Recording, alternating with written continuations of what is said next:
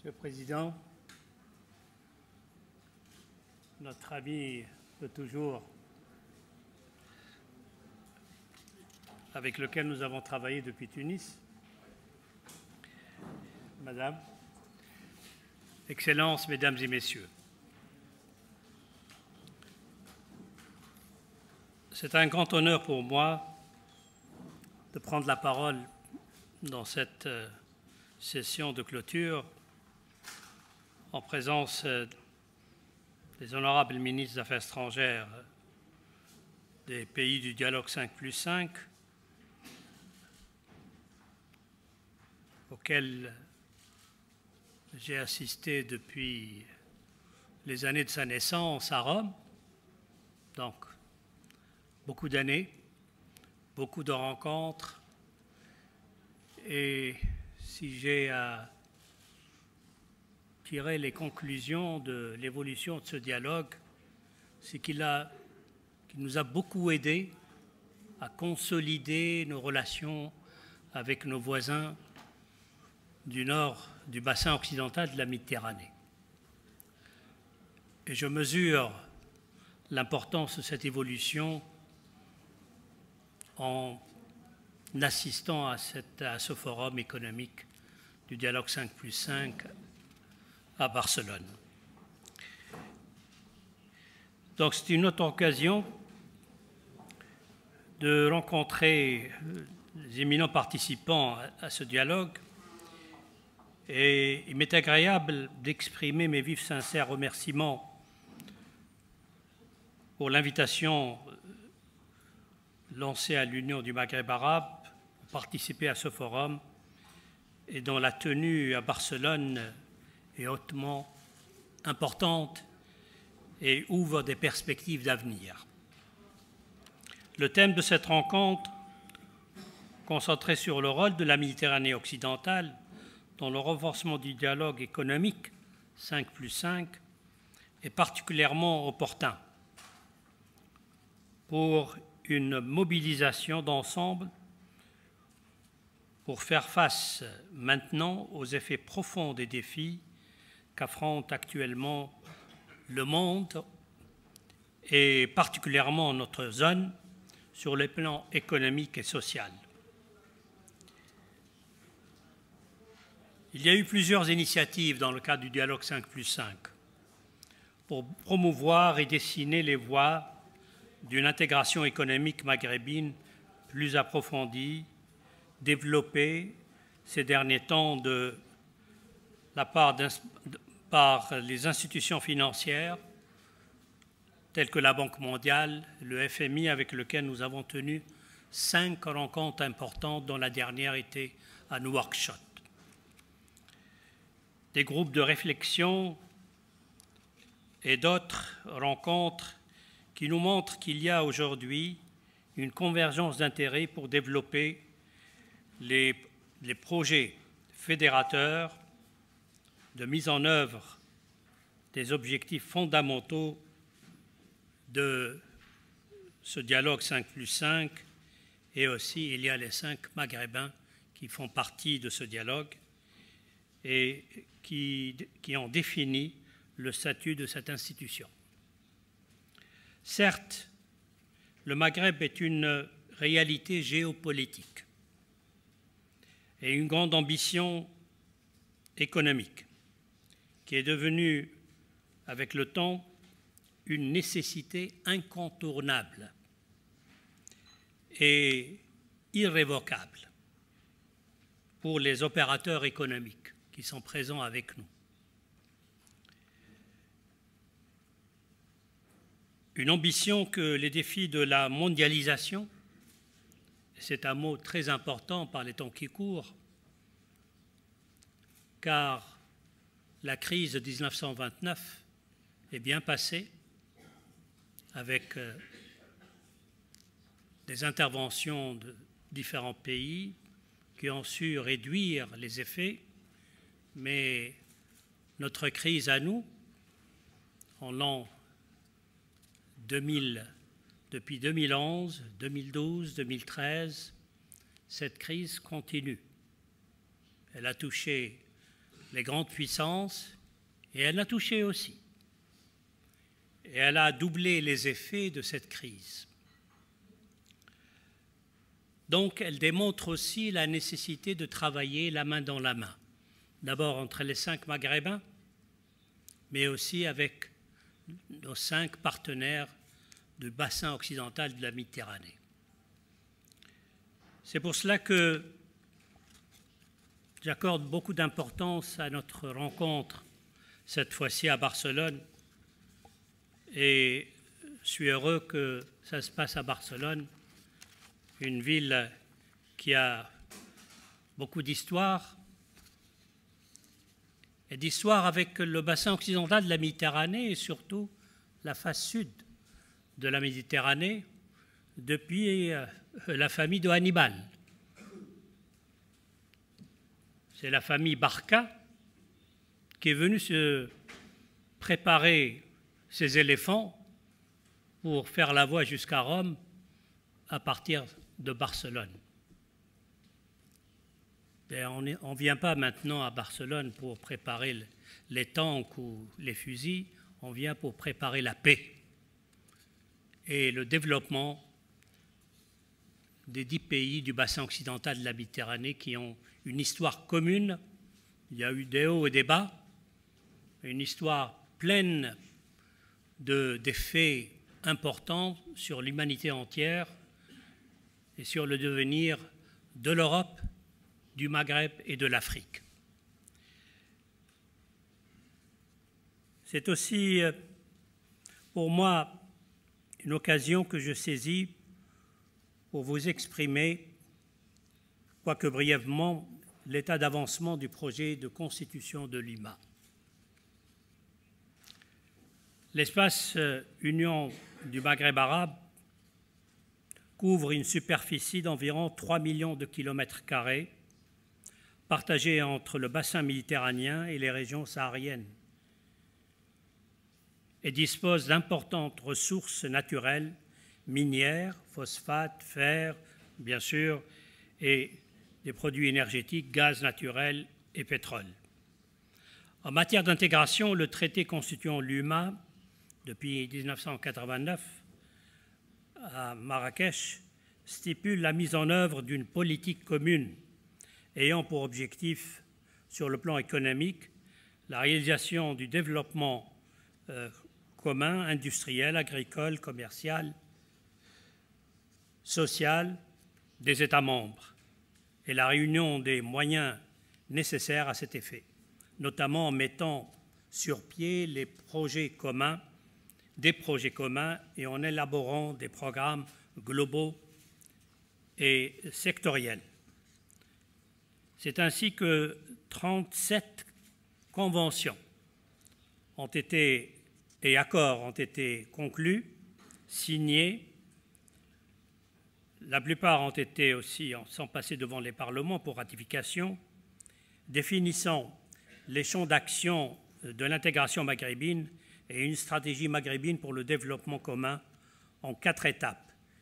Libre-échange maghrébine, c'est la zone de libre-échange maghrébine sur laquelle nous travaillons, institution d'une union douanière, marché commun, adoption d'une union économique. Tout ça a été, bien sûr, préparé depuis 1991 du siècle dernier à Ras Lanouf, en Libye, Monsieur le Ministre. Et je pense que j'ai voulu rappeler ce passé parce qu'il y a un travail qui a été fait. Nous allons fêter en février prochain 25 ans d'existence de l'Union du Maghreb arabe. 25 ans devant les 60 années de l'Union européenne, c'est peu. Mais je dois rappeler que le processus d'intégration maghrébine revient à la décision prise en avril 1958 du siècle dernier à Tanger, où il y a eu une réflexion pour d'abord aider l'Algérie à recouvrir son indépendance et à lancer l'idée d'une union maghrébine qui va travailler pour l'intégration économique surtout entre les 5 pays maghrébins après avoir travaillé ensemble la main dans la main pour se libérer de l'époque coloniale. Sur le plan commercial, par exemple, un projet d'accord de libre-échange a été paraphé par les ministres du Commerce des 5 pays maghrébins en 2010 à Tripoli. 2 protocoles ont été paraphés sur le règlement des différends commerciaux et la mise en valeur du système douanier commun. Un 3e protocole sur les règles d'origine est en cours de préparation et j'espère que les discussions vont aboutir avant la fin de cette année. Les experts maghrébins poursuivent leurs travaux pour l'harmonisation des réglementations commerciales, douanières et industrielles. Voilà, mesdames et messieurs, un petit peu dans quelle étape nous sommes. Et je crois qu'en concentrant notre attention sur le secteur économique et commercial, parce que le commerce intra-maghrébin est le plus bas de toutes les organisations régionales dans le monde. Nous sommes à moins de 3% de commerce entre les Maghrébins. Et nous sommes penchés sur cette je ne dirais pas quelque chose de faux, mais un processus assez lent qui a, après 25 ans d'histoire, se limiter à moins de 3% de commerce entre les Maghrébins, c'est une anomalie. Et je pense qu'avec l'accord de libre-échange paraphé par les ministres du Commerce, ils vont se revoir avant la fin de cette année. Avec les 3 protocoles additionnels, nous allons bientôt passer à l'application de la zone de libre-échange maghrébine qui va donner un coup de fouet au commerce entre les pays maghrébins. La participation du secteur privé. Et je souhaite la bienvenue à tous ceux qui représentent les secteurs privés des 5 pays maghrébins et nos amis européens du Nord. Aux efforts d'intégration maghrébine bénéficient d'une attention particulière, notamment par la création de l'Union des employeurs. Cette Union des employeurs a été créée il y a quelques années, 4 ou 5 ans, et ils ont tenu la première réunion à Alger, la deuxième réunion à Tunis. On a programmé une réunion en Libye, mais après, avec j'ai de choses, on a opté pour le Maroc. Ça va se passer en février 2014, avec la participation de plus de 1400 hommes d'affaires maghrébins. La CGM, à Casablanca, c'est le patronat marocain qui prépare avec nous l'organisation de cette conférence à Marrakech, et j'espère que vous serez, beaucoup d'entre vous, présents à cette manifestation qui est importante pour le devenir du Maghreb. Donc la participation du secteur privé aux efforts d'intégration maghrébine bénéficie d'une attention particulière, notamment par la création de l'Union des employeurs maghrébins en septembre 2006, regroupant les centrales patronales des 5 pays de la région. Et la tenue 2 réunions respectivement à Alger et à Tunis. Sa 3e réunion est prévue à Marrakech, au Maroc, en février 2014. L'Union maghrébine des agriculteurs aussi a vu le jour. Son siège est à Tunis. Elle a vu le jour en juillet 2007. Elle regroupe les organisations agricoles des pays de l'Union du Maghreb et dont le siège est à Tunis, comme je l'ai dit. des consultations sont en cours entre les chambres de commerce des 5 pays maghrébins en vue de la constitution prochaine d'une union maghrébine des chambres de commerce aussi, pour mieux aider les organisations maghrébines patronales à donner un coup de fouet aux échanges entre les pays maghrébins. Ces initiatives inscrivent le secteur privé comme partie prenante pleine et entière du processus d'intégration maghrébine. Avant, c'était une décision politique. Maintenant, la concentration de notre attention sur les intérêts économiques et commerciaux, sur la coopération entre les 5 pays, ça va donner un coup de fouet au processus d'intégration maghrébine. Sur le plan financier, il faut signaler la signature d'une convention maghrébine de non-double imposition qui date de 1993 et qui va être amendée pour l'actualiser.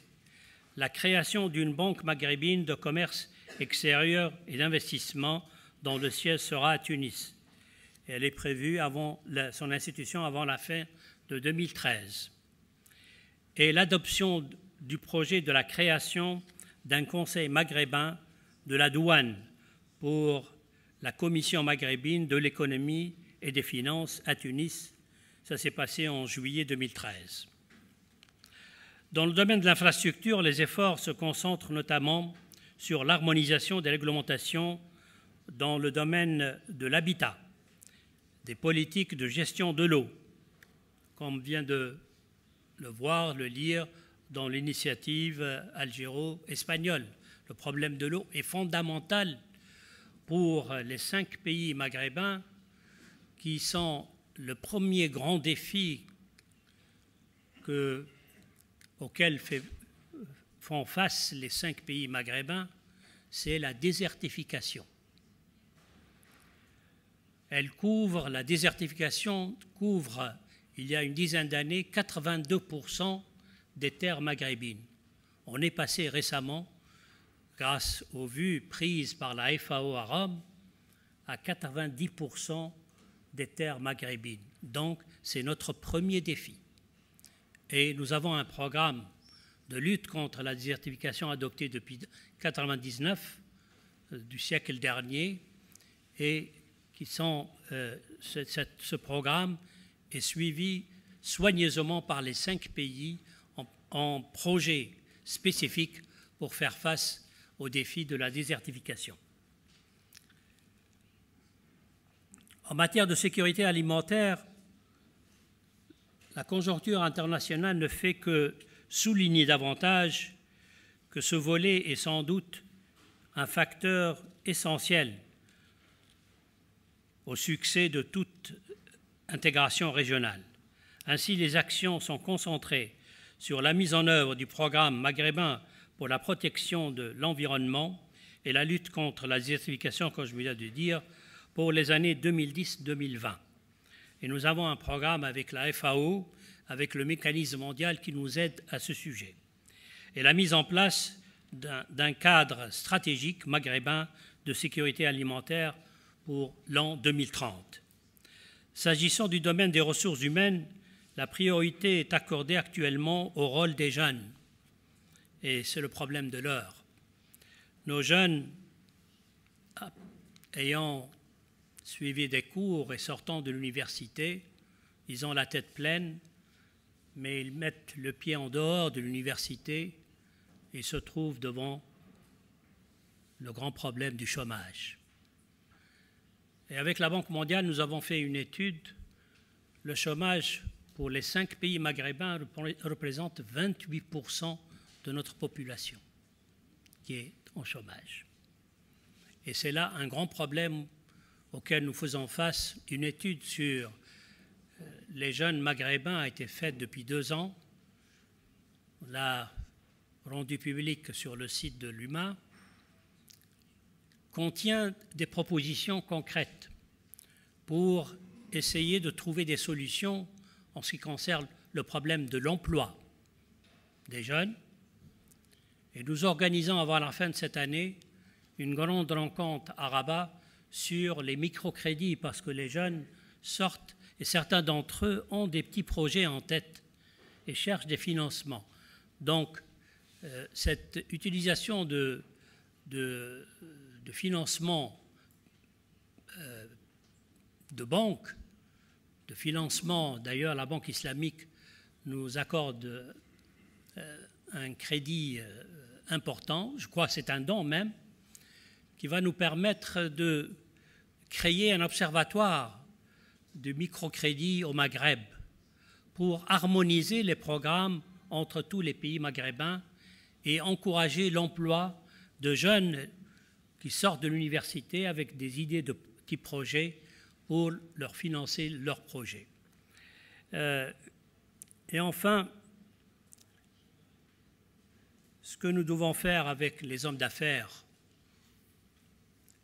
certains sont ici, ils ont vécu avec nous ce que nous avons fait dans le cadre des rencontres tenues à Rabat, à Casablanca et puis à Marrakech, où a eu lieu la naissance de l'Union maghrébine des employeurs, hommes et femmes.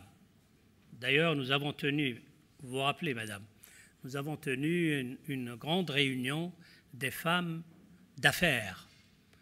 Et ça a été une grande réunion et nous avons remarqué une forte présence de la femme mauritanienne.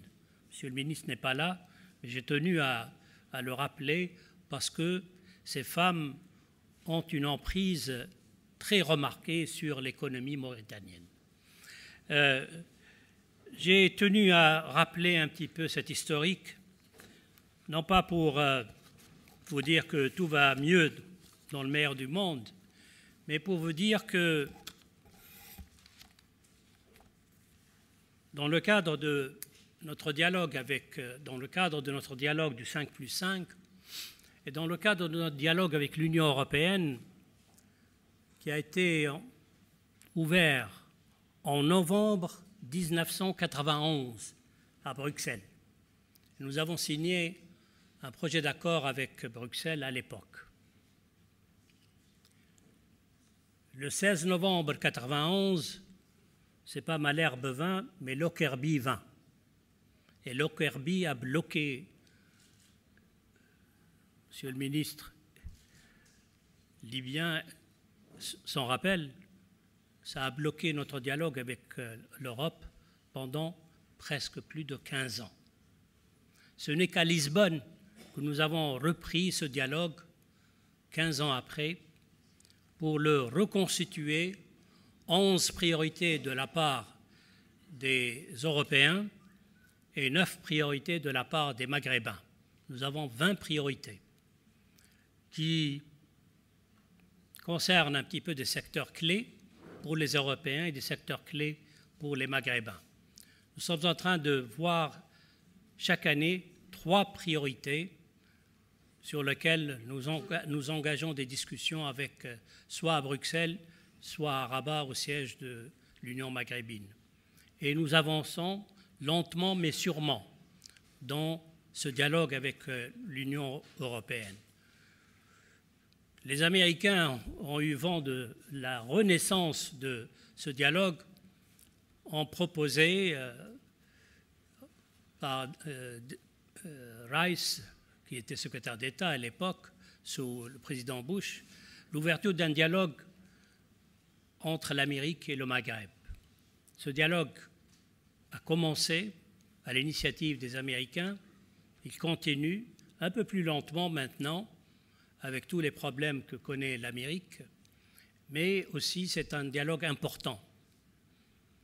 Et nous avons des demandes d'ouverture de dialogue avec d'autres pays.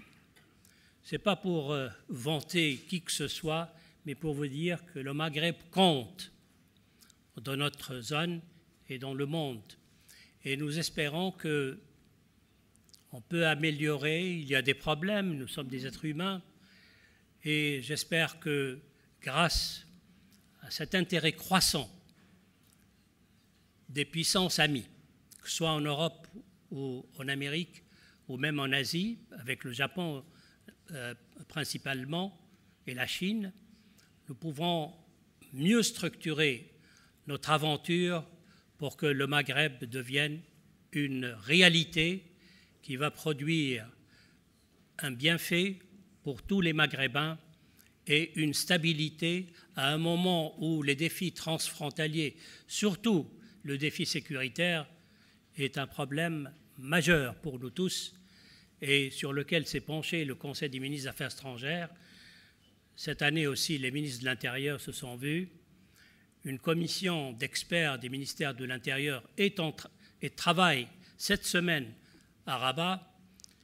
Nous espérons que, en prenant en ligne de compte nos défis communs, en trouvant des solutions, nous allons pouvoir dépasser ces problèmes nés avec la nouvelle crise qui est plus grave que celle de 29 du siècle dernier, mais c'est une crise qui nécessite un effort commun, constant, et surtout avec nos amis européens et aussi dans le cadre 5+5. Je vous remercie.